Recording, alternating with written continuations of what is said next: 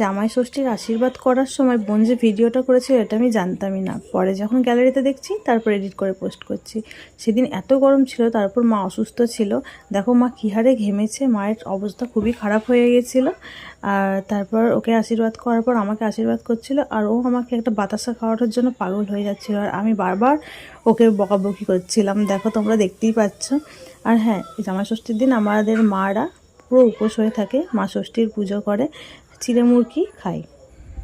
আমার খুব একটা চিড়ে মুরগি খেতে ভালো লাগে না, কারণ একটুখানি খেলেই পেটটা অনেক ভর্তি হয়ে যায় আর খুব বিরক্ত লাগে, অস্বস্তি বোধ হয়।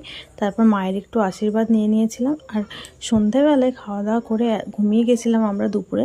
তারপর সন্ধ্যাবেলায় বেরিয়েছিলাম একটু আইসক্রিম কিনতে, প্রচণ্ড গরম ছিল। তারপর আইসক্রিম কিনে নিয়ে এসে বাড়িতে এসে খাওয়া দাওয়া করে আমরা চলে গেছিলাম বাড়ি। আর সেদিন রেড ভেলভেট কোনটা নিয়েছিলাম, আর আমার হাজব্যান্ড নিয়েছিল কোল্ড কফি। দেখা হচ্ছে পরের ব্লগে, বাই।